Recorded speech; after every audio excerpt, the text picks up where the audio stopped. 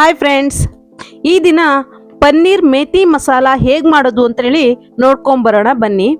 ಇದು ಚಪಾತಿ, ರೊಟ್ಟಿ ಮತ್ತು ರೈಸಿಗೆ ಸಹ ತುಂಬ ಚೆನ್ನಾಗಿರುತ್ತೆ. ಒಮ್ಮೆ ಟ್ರೈ ಮಾಡಿ.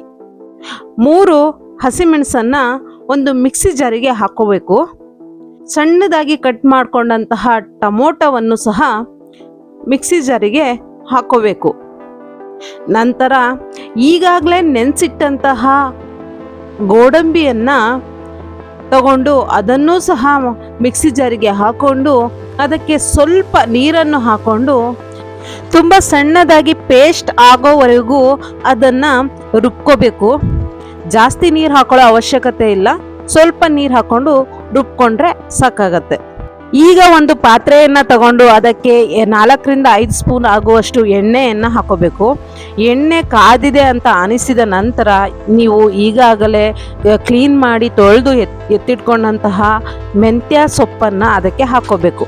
ಅದಕ್ಕೆ ಚೆನ್ನಾಗಿ ಫ್ರೈ ಮಾಡಿ, ಅದು ಫ್ರೈ ಆಗಿದೆ ಅಂತೇಳಿ ನಿಮಗೆ ಅನಿಸ್ದಾಗ, ಅಂದರೆ ಆ ಸೊಪ್ಪಿನ ನೀರಿನ ಅಂಶ ಬಿಟ್ಟಿದೆ ಅಂತ ಅನಿಸ್ದಾಗ 2 ಈರುಳ್ಳಿಯನ್ನು ಸಣ್ಣದಾಗಿ ಕಟ್ ಮಾಡಿಕೊಂಡು ಅದನ್ನು ಸಹ ಇದಕ್ಕೆ ಸೇರಿಸ್ಕೋಬೇಕು.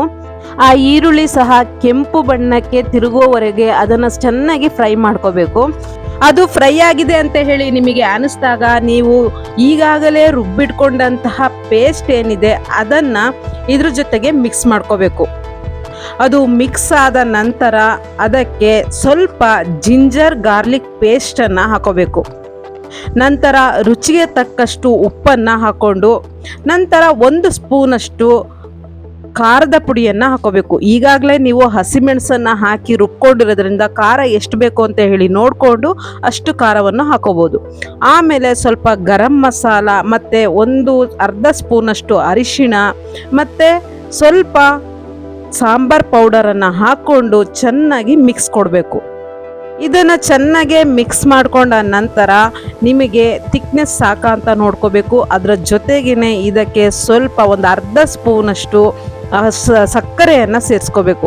ಸಕ್ಕರೆಯನ್ನು ಸೇರಿಸೋದ್ರಿಂದ ಗ್ರೇವಿಯ ಟೇಸ್ಟು ತುಂಬ ಚೆನ್ನಾಗಿ ಬರುತ್ತೆ. ಮತ್ತು ಥಿಕ್ನೆಸ್ ನಿಮಗೆ ಜಾಸ್ತಿ ಆಯಿತು ಅನ್ನೋ ಹಾಗಿದ್ರೆ ಅದನ್ನು ಸ್ವಲ್ಪ ನೀರು ಹಾಕ್ಕೊಂಡು ಹದಕ್ಕೆ ಮಾಡ್ಕೋಬೇಕು. ನಿಮಗೆ ಯಾವ ಹದಕ್ಕೆ ಬೇಕೋ ಆ ಹದಕ್ಕೆ ಮಾಡ್ಕೋಬೋದು.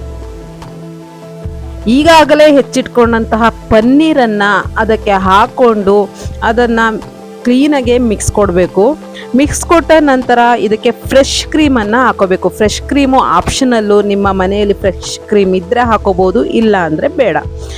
ಆ ನಂತರ ಅದಕ್ಕೆ ಸ್ವಲ್ಪ ಕಸ್ತೂರಿ ಮೇಥಿಯನ್ನು ಈ ರೀತಿ ಪುಡಿ ಮಾಡಿ ಮೇಲ್ಗಡೆ ಉದುರಿಸಿದ್ರೆ ತುಂಬ ಚೆನ್ನಾಗಿ ಸ್ಮೆಲ್ ಕೊಡೋದ್ರ ಮೂಲಕ ಮತ್ತು ನಮ್ಮ ಪನ್ನೀರ್ ಮಸಾಲ ಸಹ ರೆಡಿ ಆಗತ್ತೆ. ಇದೇ ವಿಧಾನದಲ್ಲಿ ನೀವು ಸಹ ನಿಮ್ಮ ಮನೆಯಲ್ಲಿ ತುಂಬ ಸುಲಭವಾಗಿ ಮಾಡಬಹುದು. ನೀವು ಇದನ್ನು ಮಾಡಿಬಿಟ್ಟು ಯಾವ ರೀತಿ ಇತ್ತು ಅಂತ ಹೇಳಿ ಕಾಮೆಂಟ್ ಮಾಡಿ ತಿಳಿಸೋದನ್ನು ಮರಿಬೇಡಿ ಅಂತ ಹೇಳ್ತಾ ಈ ದಿನದ ನನ್ನ ವಿಡಿಯೋನ ಮುಗಿಸ್ತಾ ಇದ್ದೀನಿ. ಮುಂದಿನ ವಿಡಿಯೋಂದಿಗೆ ಮತ್ತೆ ಬರ್ತೀನಿ. ಈ ವಿಡಿಯೋ ನಿಮಗೆ ಇಷ್ಟ ಆಗಿದೆ ಅಂತ ಅನ್ಕೊತೀನಿ. ಇಷ್ಟವಾಗಿದ್ದರೆ ದಯವಿಟ್ಟು ಸುಕೇತಾ HS ಗೌಡ ಯೂಟ್ಯೂಬ್ ಚಾನಲನ್ನು ಸಬ್ಸ್ಕ್ರೈಬ್ ಮಾಡೋದನ್ನು ಮರಿಬೇಡಿ. ಹಾಗೂ ಪ್ರೋತ್ಸಾಹಕ್ಕಾಗಿ ಈ ವಿಡಿಯೋಗೆ ಒಂದು ಲೈಕ್ ಕೊಡಿ ಅಂತ ಹೇಳ್ತಾ ನನ್ನ ವಿಡಿಯೋನ ಮುಗಿಸ್ತೀನಿ. ಧನ್ಯವಾದಗಳು.